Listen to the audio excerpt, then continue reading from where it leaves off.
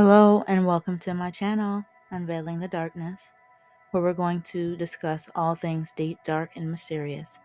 My name is Emmy, and on today's episode we'll be discussing and diving into the topic of the Haitian Lougawou.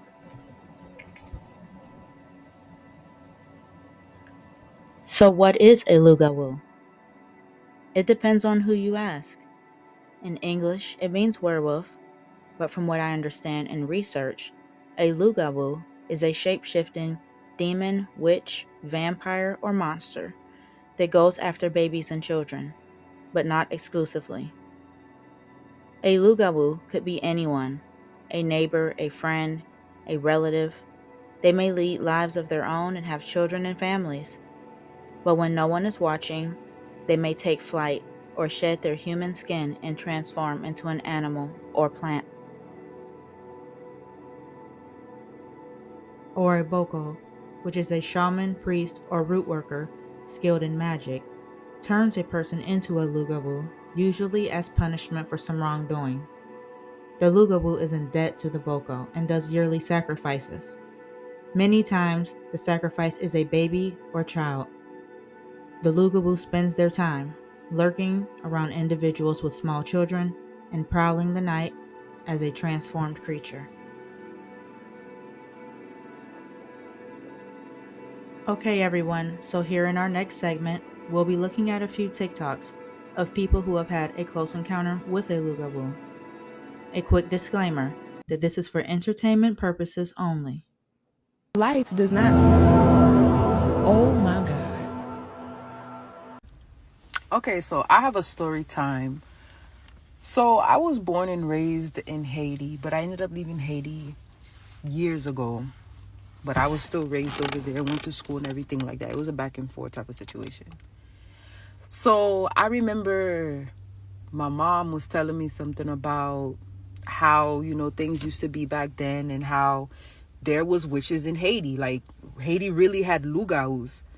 But these people, they usually used to target children, small babies, because they used to eat those kids. Most of the time, sacrifice and everything like that. My mom told me back in the day, a lot of women, especially when they didn't have any money, they would sell their kids to these Lougawous in order to have some money. My mom told me a story that where she used to live at. My mom was with my father. My father was pretty wealthy. Built my mom a house, and it was not like those little shacks or anything like that. It was like a very well constructed house with a gate and everything. So anybody who used to come to the gate, you had to knock or something or shout so someone from the inside could hear you and let you in. So basically no one from the outside could see what was going on inside. My mom lived in an area, a very nice area, but then again, her next door neighbor, a woman, she was a Lougawou. She was a witch. She practiced black magic, heavy on the voodoo. So my mom told me every night, mid-afternoon, when the sun used to go down, most people would go inside the house because there were certain times you could not be in the streets in Haiti. My mom told me every night there used to be a black cat that would come sit up on the window, but the cat used to look at me. My mom saw it very continuously every night, and the cat always looked at me. So my mom got fed up one night. She told me she picked up a few rocks and she threw them at the cat. Mind you, this startled the cat obviously, and she told me that a few of the rocks did end up hitting the cat. So I remember my mom's words, because she was obviously fed up. My mom told me the next morning that same Lougawou woman came knocking, not even like banging on the gate. My mom opened the gate, and mind you, it was just me and my mom. I was a baby. I probably was like 11 months old, 12 months. And the servant that my mom had was not there that day. So my mom ended up opening the gate. And the same Lougawou woman said to my mom, obviously in Creole, "Oh, why were you throwing rocks at my cat? And you hit my cat." And my mom told me that she was like saisi, like in shock, because it's like, number one, soleil couché. it's night. It's soleil couché means basically the sun is down. How would you know?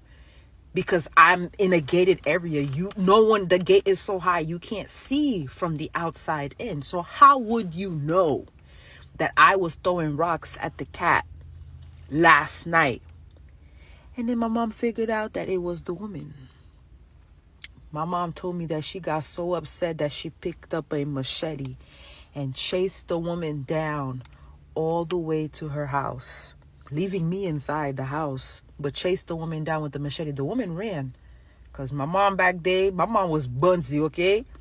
My mom was not playing no games back in the day, especially when upa se misère, like you go through some serious shit when you have your child and then someone wants to take your child from you to do their crap. Yeah, my mom wasn't for that, son. She was not playing those games.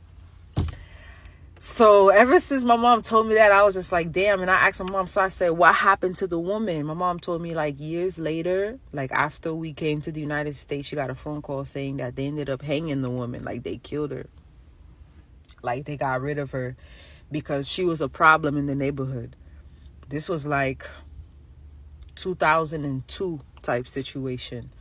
I don't know what they did with the body. Most times those kind of people, they get rid of them and then obviously, you know, they burn them, lash you, like, you know. But I don't know what they did with the property. But I just know for a fact that when my mom figured out that it was that woman, yeah, she was gonna tap that. She really was. And I also can tell another story when my mom told me I went missing, like a whole day went missing. And guess who brought me back? Guess who brought me back? My mom told me that day she almost told the lady, I don't want her, you can keep her. So I was almost non-existent around that time. But yeah, that's what happened. That's one of my... So this happened in Miami. And yeah, I still live in Miami. I was like around 6 or 7. This was like back in 2000, I think 2006, I believe. So we used to stay in this building. And in the building, it was to be full of Haitians, full of Haitians. If you're Haitian and you know what's a Lougawou, then you know what I mean. So it was one night. It was me and my brother. We was in the room. We was sleeping. My mom and my dad was in their room. So it was like 1, 2 o'clock in the morning. We sleeping, we little kids, we sleeping, blah, blah. Then randomly something happened. Bruh, something told us to get up. We woke up, literally, me and him woke up. And I swear, bruh, this Lougawou lady, bruh, we've been having problems with for the longest. She was in our room. Like, she was literally in our room, bruh. Like, literally in our room, staring at us. And we was on the wall. We, like, the TV right here and the wall right there. And we was stuck on the wall. We don't know what to do. But she was mostly coming from my little brother. Because, my little Lougawous, they like young kids. If they see a beautiful young child, they're going to take them. So as a big brother, I was not going to let that shit happen. So I fought her. You feel me? I'm getting right with her a little bit. She low-key beat me up. But, I'm getting right with her a little bit. Give her a quick zoklo and everything. Damn punch me in my rib. To this day, like, if I'm running so fast, my right hip will start hurting like crazy. So we fighting, boom, boom, boom. My little brother, he yelling. Then I start yelling. Then my mom came, burst in the room. Then she just disappeared, like, boom. So my mom was like, okay, my point. Couple of days later, man, my auntie, my mom, even my dad, my uncle, they all went after that lady. They whooped that lady ass. They banged on her door. They did everything it takes. To this day, bruh, that shit still scarred the fuck out of me. But it's part of being a Haitian, That's what most Haitians go through in life. Most. I can't say all, but most. You feel me? But yes, Lougawous, these vampires in Haiti, that's called Lougawous, they are real. They are real. If you're from Haiti, you know what I mean. Like, even American kids, Haitian American kids, y'all know what I mean by Lougawous, bro. This shit real. It's real. Like, it's really real. It's not American vampires. This is my time to shine. I got the story straight from the source, my aunt who lives in Haiti. These stories are chilling to the core. Story is about my aunt. Someone was trying to unalive her spiritually when she was a baby. You would never believe who it was. In Haiti, we have these creatures called Lougawous. And these Lougawous are evil spirits who come out at night to cause mischiefs, and usually they can also shapeshift. Yes, they turn into animals. So my grandmother had a best friend from when they were children. They used to do absolutely everything together, and they loved each other a lot. They had similar features, they acted the same, and they were just basically two peas in a pod. My grandmother's best friend name was Irina. They held on to their friendship into adulthood and even moved out together. Those two were inseparable. So fast forward into the future, my grandmother had a lot of kids, and so did she. Irina loved my grandmother's kids, at least it looked like she did. Fast forward into the future, they're no longer living together, but Irina would still come over to visit a lot, to take care of my grandmother's kids, until one day, my aunt kept getting sick. Similar story to my sister, she would not sleep at night. She wouldn't eat, and she used to just lay there and just stare at the ceiling all day. While my aunt's situation was getting progressively worse, Irina was coming over to take care of her. So one day my grandfather comes home and he's like, if we don't do something, this little girl is gonna... And again, my family is no stranger to voodoo. Upon looking at her, my grandfather said, it's a Lougawou. So my grandfather went up to the roof and he set up a trap for this Lougawou. Well, it was no later than that same night, the Lougawou would come back to the roof. This time, she was greeted with a trap, got caught with the trap, and fell off the roof. At that point, nobody knows who it is because Lougawous don't do their deeds in their physical form. They shape shift. They were just basically looking at a creature on the floor, who then got up and scurried away. And suddenly, Irina stopped coming around so much. So naturally, my grandmother would call Irina and ask her, hey, what's going on? Are you okay? I haven't heard from you. And Irina would say that she was sick. So they offered to take her to the hospital, and she refused any medical help. Part 2.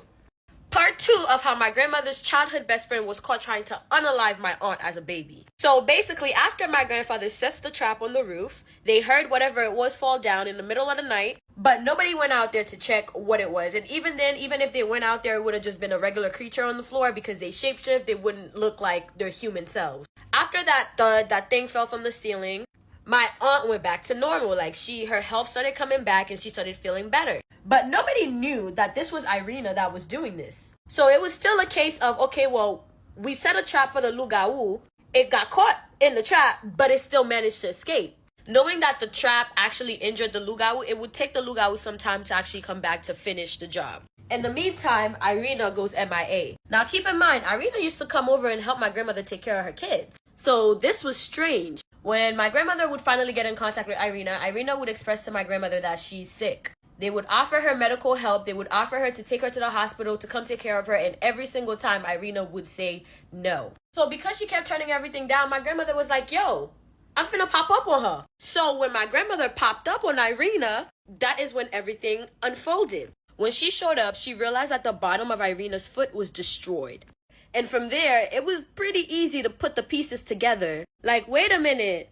My man set up a Lougawou trap on the roof and caught a Lougawou, but the Lougawou ran away.